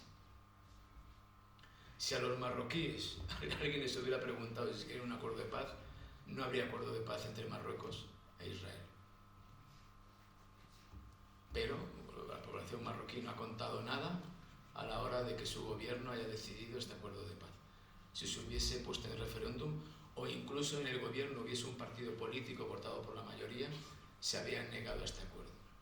En Egipto no digamos nada. En Egipto, a pesar de que hay un porcentaje de la población que no tiene ningún interés por estos asuntos, pero la mayor parte de la población egipcia no habría hecho lo mismo que el presidente Sisi, que ha prohibido, por ejemplo, las manifestaciones pro-palestinas.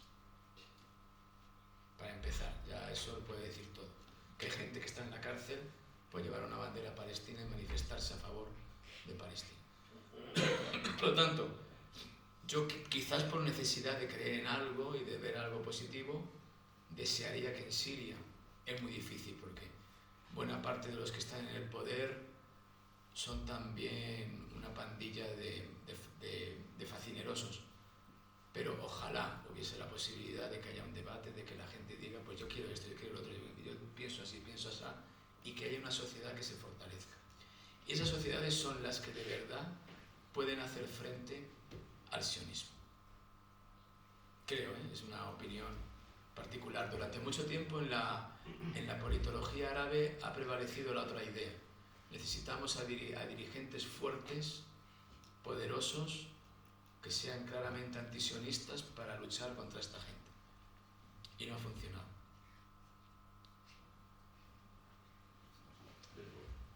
Insisto, a ver. Bueno, antes de nada, agradecerte lo interesante de la conversación y yo pedirte que cerraras un poco más en algo que es muy poco frecuente, que es situar el conflicto que nos motiva ahora estar aquí en un contexto más amplio.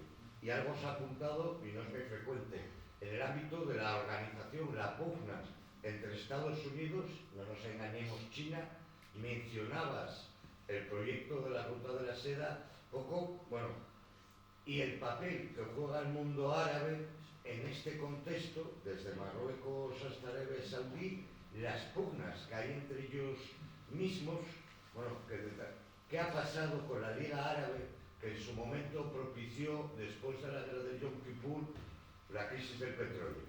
¿Qué ha pasado en estos años para que se encuentren? Y que mencionaras algo, bueno, pues el tema del gasoducto entre Qatar y Siria y el Mediterráneo, que si no me equivoco es uno de los proyectos que se retoman después de la caída del régimen sirio. Vamos, porque me parece que eso se habla muy poco y en esta parte los Estados Unidos está apostando con fundamento.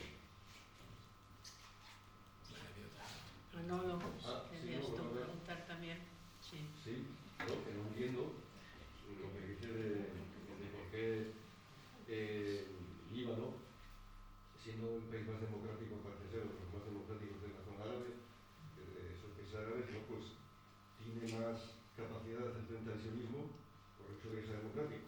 Lo ideal, por supuesto, para mí lo ideal sería una democracia, como no, plena en todos los países árabes y en todos los países del mundo, pero no entiendo en qué se basa, para decir que porque hay un congreso en Líbano se puede hacer mejor frente al sionismo.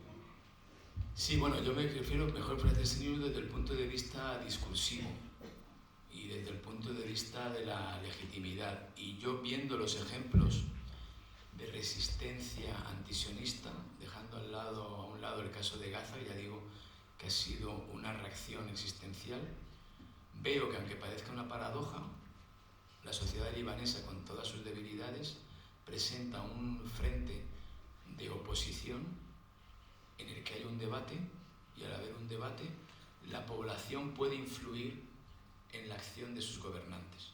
En eso es a lo que me refiero. ¿Por qué? No lo digo como una idea prototípica, lo digo refiriéndome a lo que tenemos en el alrededor, es decir, lo que tenemos en países como Egipto y Jordania, que están dominados por dos sistemas, el de Egipto más todavía autocrático que el jordano, donde hay unos dirigentes que no permiten ningún tipo de debate ni otros puntos de vista sobre cómo llevar a cabo la relación con el proyecto sionista. Este debate no se produce, lo que da lugar a que estos dos gobiernos tengan una visión meramente mercantilista y de blindaje de su propio gobierno, es decir, a través de una relación con Estados Unidos que marca una pauta de relación con Israel. En Líbano esto no es posible. ¿Por qué? Porque es una sociedad abierta donde hay un debate donde para que los estadounidenses obliguen a Líbano a hacer algo, tienen que ganarse a una clase política, a una opinión pública y conseguir que haya un gobierno favorable. Y esa es la idea que yo me quería dar a entender, que podría producirse en Siria. Es decir, en Siria, de la misma manera que el rey de Marruecos ha impuesto un acuerdo de paz en 2020, a lo mejor llega alguien, otro dictador, y dice, pues yo quiero un acuerdo de paz, y lo impone.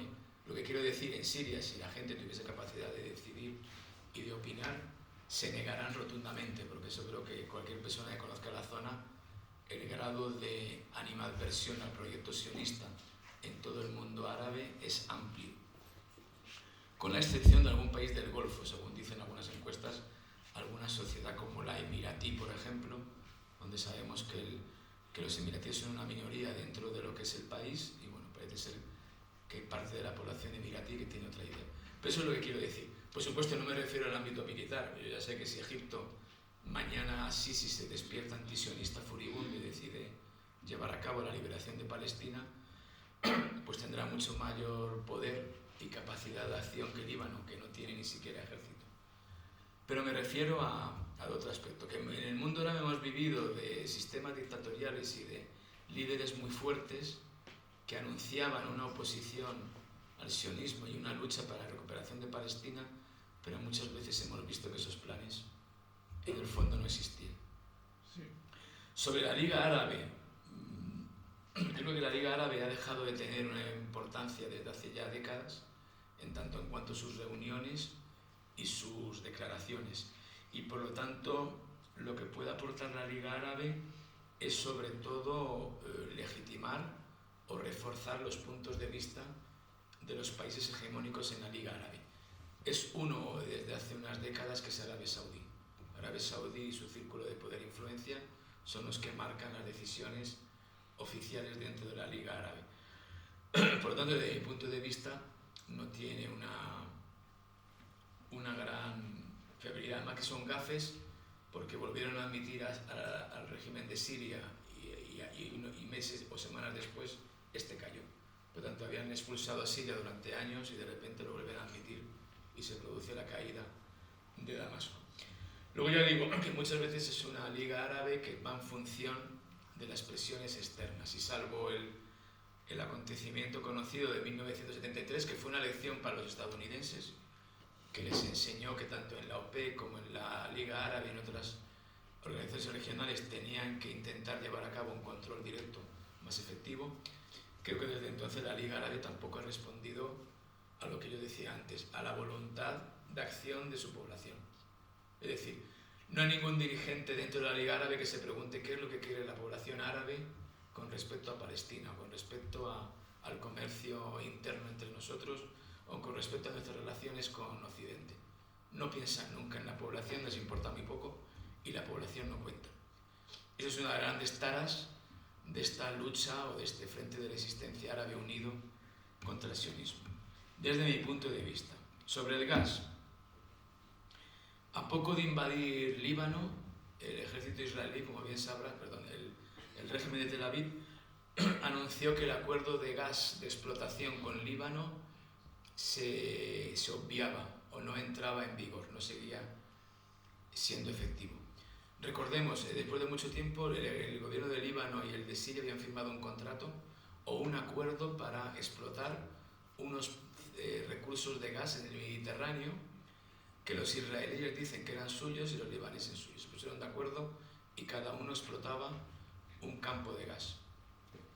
Los israelíes ambicionan en realidad el campo de gas libanés, porque dicen que tiene mucha más capacidad y sobre todo es más fácil de explotar.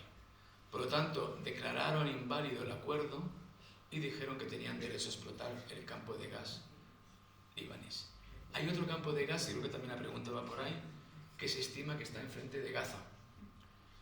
Y esa es una de las razones de por qué este gran conducto marítimo y ferroviario tenía a Gaza como una de sus cabezas posibles. En primer lugar, por el acceso al Mediterráneo y a la zona del Sinaí, porque Gaza, recordemos, está pegando a la zona mediterránea egipcia y por lo tanto está más cerca que otro puerto israelí del norte de lo que es el canal de Suez, y también porque tiene los campos de gas enfrente. Uno de los sueños de este gran proyecto de hacer de Israel la cabeza de puente de un megaproyecto comercial económico es convertir a Israel en el gran abastecedor de gas de Europa. Y se habla así en los círculos económicos israelíes, que Israel se convierta por medio de proyectos como el de Qatar o sobre todo Arabia Saudí con este gasoducto y a partir de ahí transmitirlo a Europa. Los europeos ganarían una salida más frente a la dependencia del gas argelino y el gas ruso y sobre todo tendrían toda una ruta que iría directamente a sus principales puertos. Por eso el interés también de muchos países europeos, como por ejemplo Italia, en esos campos de gas que hay en el Mediterráneo Oriental y sobre todo en algunas grandes bolsas de petróleo que se cree que están en la costa de Libia. Libia tirando hacia Italia y también hacia lo que sería el Mediterráneo Oriental. Hay una lucha ahí por el control de estos recursos que entra dentro también de esta línea. No es de extrañar por eso que el gobierno italiano ahora sea uno de los grandes aliados europeos de Israel. Creo que tiene algo que ver una cosa y otra. Sí. Marona y... José Antonio, primero. José Antonio. Sí, no, sobre esto último que dices, se trata en realidad de una decisión política, el hecho de que los europeos privilegiasen a Israel alegando necesidades de abastecimiento energético. Bueno, son bastante discutibles porque en cualquier caso está la costa siria, en cualquier caso está Turquía, por donde también se han proyectado gasoductos, en cualquier caso está Egipto, por donde también podría salir. Es decir, si se privilegia a Israel es por otra razón que entra dentro de ese marco del neosionismo y de apoyo a su expansión territorial. Claro, sí, de hecho Turquía también era una de las posibles salidas de ese gran gasoducto. También había un proyecto catarí que era unir sus campos de gas con la salida mediterránea a través de Turquía. El gran problema era que de Qatar a Turquía, ¿cómo hacemos llegar ese gas? ¿Por qué países pasa? Pero sin embargo, el proyecto con Israel es mucho más diáfano si yo consigo la península arábiga.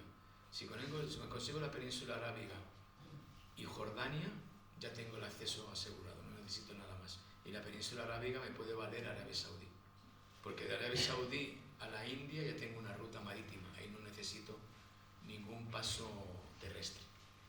Entonces, te digo, muchas veces entran dentro de las especulaciones, de lo que es, de las confabulaciones que se hacen en cuartos cerrados entre los individuos que dominan el mundo.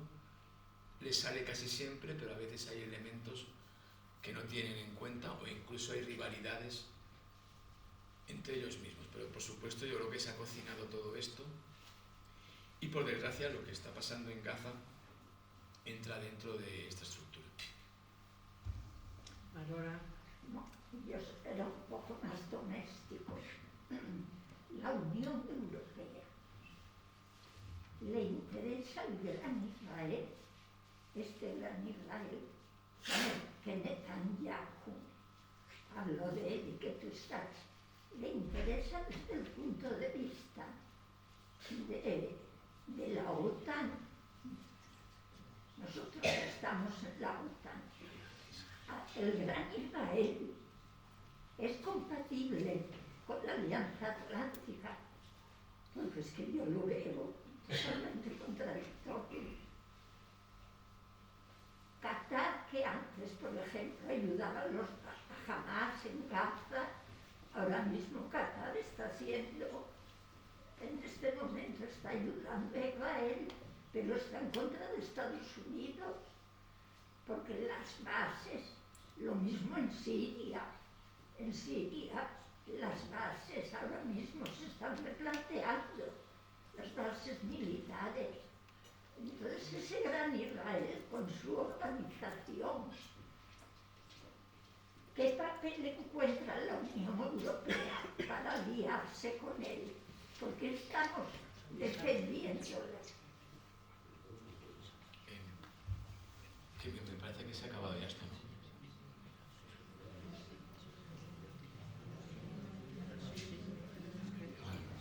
Ya se ha acabado. ¿alguna cosa más? Lo último, sí. Eso sí. Bueno, brevemente sobre la OTAN, no hace falta que Israel esté en la OTAN para que la OTAN en efecto ayude a Israel. Recordemos que esta campaña ha sido posible con la asistencia militar estadounidense. Entonces, en Estados Unidos se puede valer perfectamente sin involucrar a la OTAN. Pero la Unión Europea es en este momento el gran Israel, ese gran proyecto. Yo creo que es contradictorio con lo que está defendiendo, porque va a ser los países árabes dentro de poco tienen mucho más poder con ese gran Israel que la misma Unión Europea, a nivel económico, político.